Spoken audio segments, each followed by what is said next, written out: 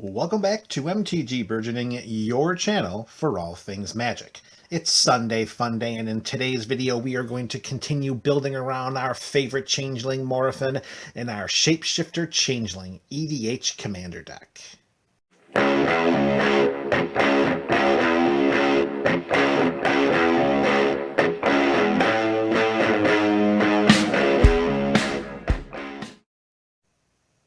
Hello and welcome back, fans of MTG Burgeoning, but more importantly, hello and welcome back, fans of Sunday is Fun Day. We're back with another installment of our series, and if you missed any of the previous episodes in this current deck building series, you can click the links in the description below, and it'll bring you right up to speed. Very briefly, here are the cards that we've already included in this Shapeshifter with Changeling EDH deck.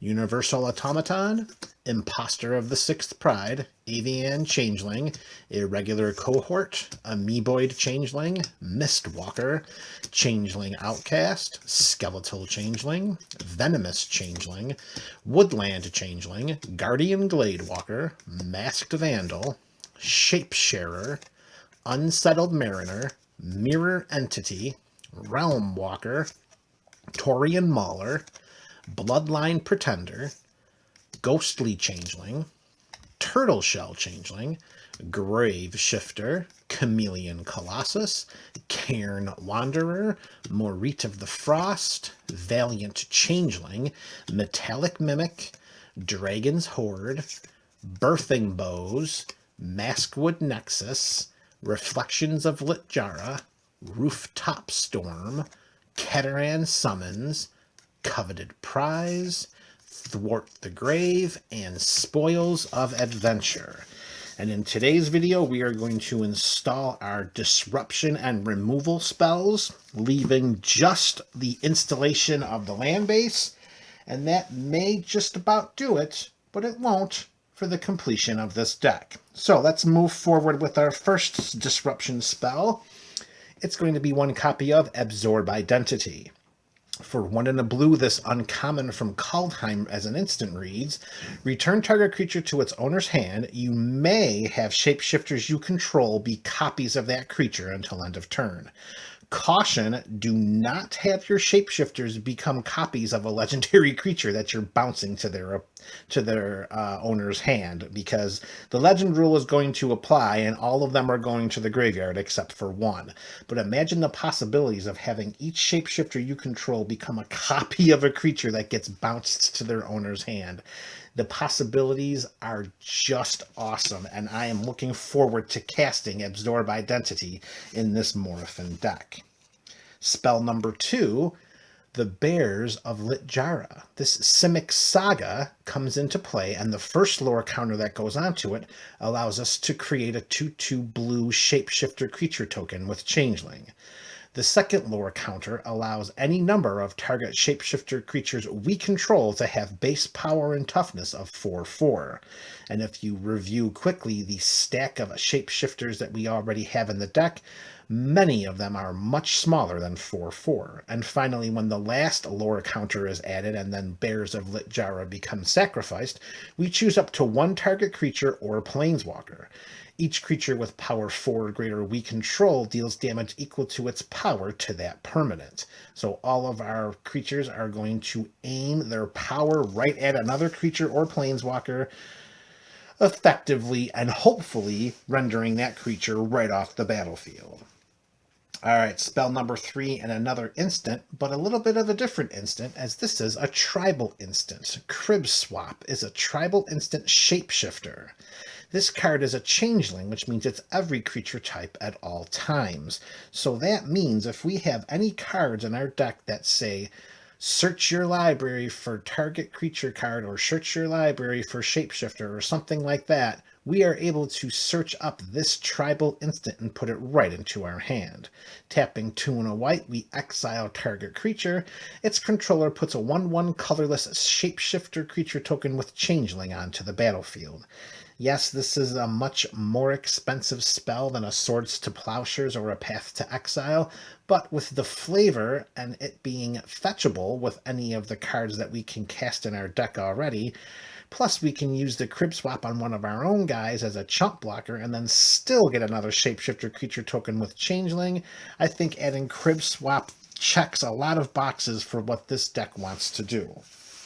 Okay, spell number 4, and there's not a lot of bells and whistles or any smoke and mirrors with this spell. It's simply tap 2 white, and destroy all creatures. 1 copy of Day of Judgment, and we're not messing around with any kind of synergies there. That's just going to clear the battlefield if we need to do so.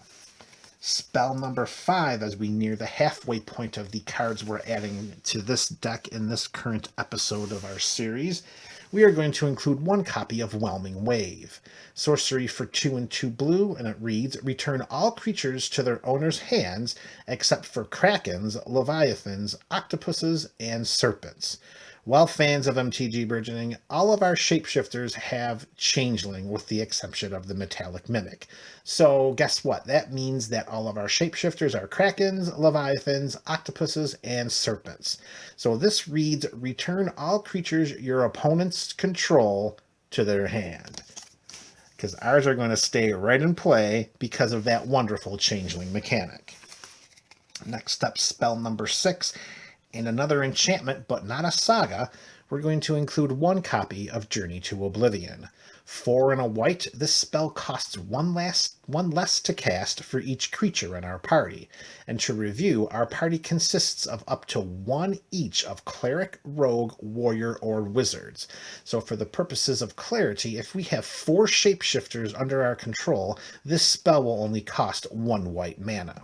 When Journey to Oblivion enters the battlefield, exile target non-land permanent an opponent controls until Journey to Oblivion leaves the battlefield. So this is similar to Banishing Light. This is similar to, what's that other one? Still 2 and a white, pretty much Oblivion Ring, except if we have the right number of creatures out there, we're getting a massive reduction of the mana value. So 1 copy of Journey to Oblivion, and the fact that it can exile any target non-land permanent makes for a very good spot in this deck. Next spell, we have 1 copy of Deadly Alliance. This instant is 4 and a black, but again, similar to Journey to Oblivion, this spell costs 1 less to cast for each creature in our party. And of course, our party consists of up to 1 each of a Cleric, Rogue, Warrior, and Wizard, which means if we have 4 shapeshifters, a minimum of 4 shapeshifters on the battlefield, this spell will cost 1 black. And at instant speed, 1 black mana to destroy target creature or planeswalker. I'm willing to include this even if the possibility lies that we have to tap 4 and a black to cast this spell. The potential upside of having such a large reduction in mana value for 1 black destroy target creature or planeswalker, I'm willing to take that risk. The odds are going to work out in our favor, particularly when more than a quarter of the deck has shapeshifter creatures with Changeling, in addition to numerous spells that can create shapeshifter tokens. Alright, next spell, and we're getting down to the nitty-gritty here. We're staying with our Zendikar Rising spells, and including 1 copy of Synchronized Spellcraft. 4 and a red for an instant, Synchronized Spellcraft deals 4 damage to target creature, and X damage to that creature's controller, where X is the number of creatures in our party. So by casting this spell, we can get rid of a creature, we can spot remove a creature as long as the toughness is at least 4, and with a maximum of 4 going right to that creature's controller. That's a pretty good spell. We're dealing 8 damage for the investment of 5 mana at instant speed. Now, granted, this is not the strongest of the removal and disruption spells included in this deck, so this spell could be on the chopping block through play testing and gameplay if it does not meet any of our desired outcomes or expectations.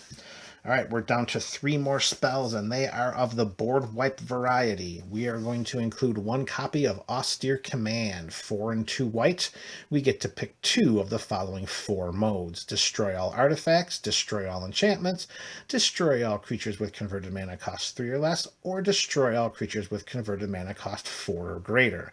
As so many of our shapeshifters with Changeling have pretty small CMCs, I can see us using the destroy all creatures creatures with converted mana cost 4 or greater a lot more frequently, in addition to most likely destroying all artifacts. 1 copy of Austere Command.